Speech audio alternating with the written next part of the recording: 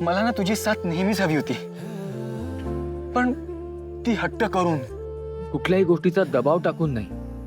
तू स्व इच्छेने माझ्याकडे यावं, माझी साथ द्यावी असं मला वाटायचं. प्रेम मागून मिळत नाही, ते असावं लागतं ना. तू जर माझ्या प्रेमात पडली नसतीस तर मी कधी तक्रार केली नसती. मी एक मित्र म्हणून कायम तुझी साथ दिली असती. पण जेव्हा मला कळलं की तुझ्या मनात सुद्धा त्याच भावना आहेत, तेव्हाच मी ठरवलं की तुला मी माझ्या मनातलं सगळं सांगून टाकणार. जे आजभर सांगू शकलो नाही आणि आज स्वतःला थांबवू शकलो नाही. तारिणी माधव बेलसरे, माझं तुझ्यावर खूप प्रेम आहे.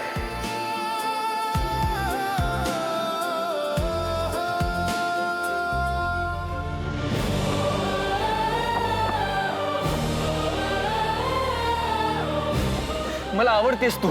तुझा स्वभाव, तुझं वागणं, तुझं बोलणं, तुझं चालणं, तुझं बंदूक पकडणं, तुझ्यातला साधेपणा, तुझ्यातली धमक, तुझा प्रत्येकावर निरपेक्षपणे जीव लावणं, तुझा समजूतदारपणा, तुझा विश्वास, तुझा खरेपणा.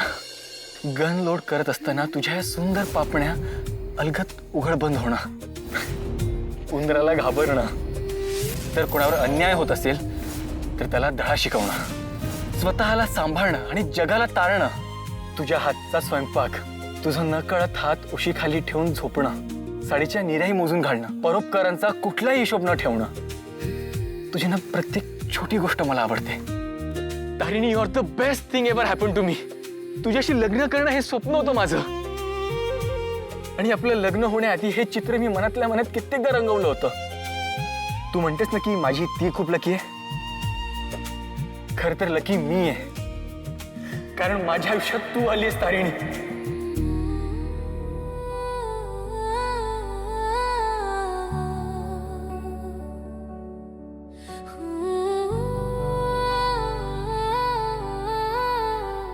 जेव्हा या बांगड्यांची खरी हकदार येईल ना, तेव्हा मी तिला या बांगड्या नक्की दे.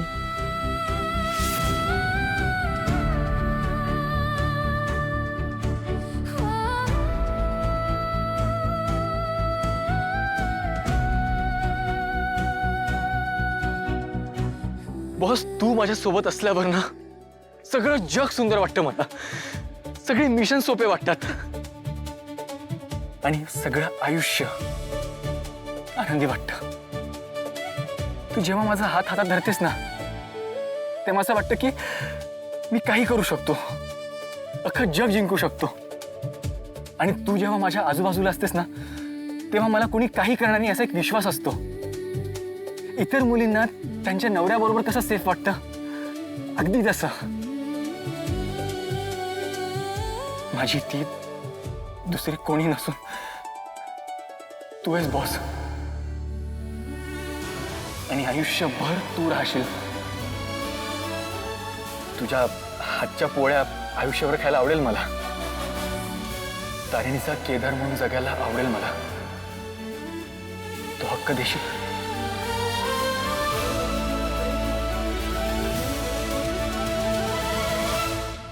Tarini Kedar Khandekar, I love you.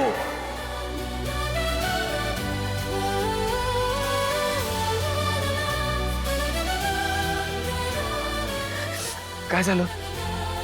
माझं काही चुकलं का? नाही का प्रेम तुझं माझ्यावर?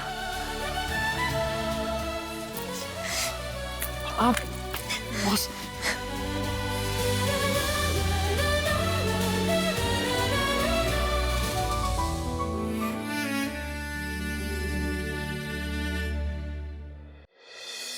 अरे कुठे गेले सगळे? काय सांगितलं तर नाही मला. कुठे गेले ते?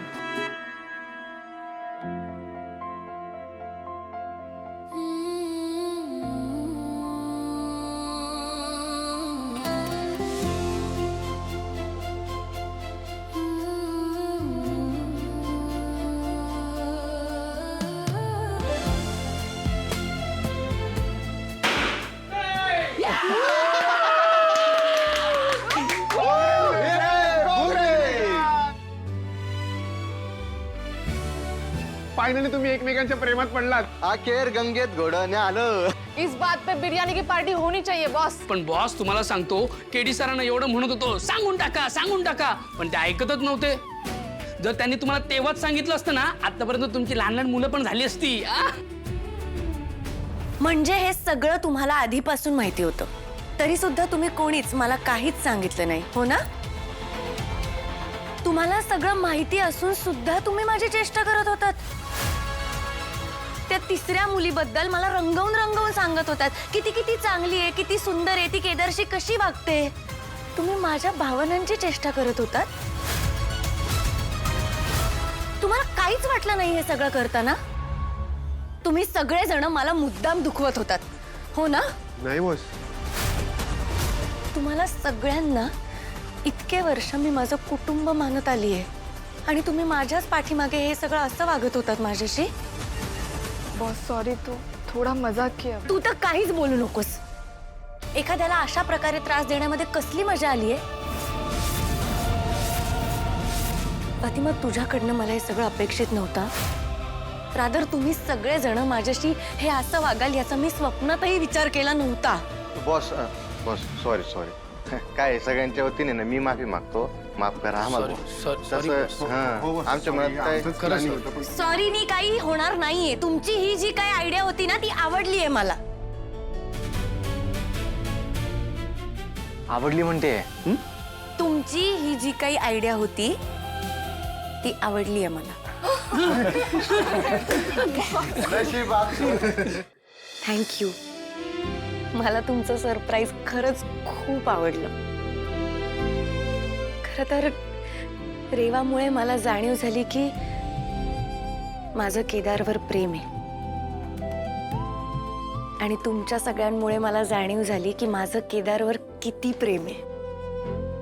मी स्वप्नातही त्याला दुसऱ्या कोणासोबत नाही बघू शकत.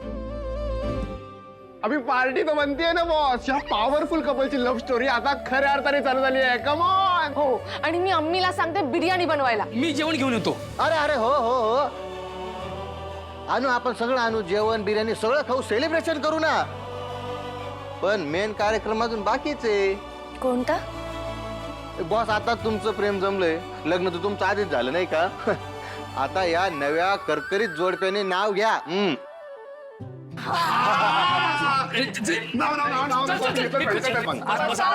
अरे come on KD sir. Boss पहले आप.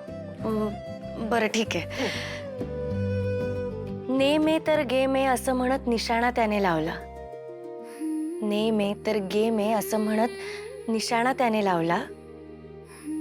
फायनली केदार मनातलं बोललाय. मला तर बाबा देवच पावला. बॉस बॉस उखाणा घ्यायला सांगितला होता, टोमणा मारायला नाही ना? तुम्ही टोमणा मारा. तुम्ही मारा. Okay okay okay. तारिणी, मनातलं सगळं सांगितलं, उरलं नाही शिल्लक काही. मनातलं सगळं सांगितलंय, उरलं नाही शिल्लक काही. थोडीशी भीती वाटणारच ना, कारण तू मला त्या नजरेने कधी पाहिलंच नाही.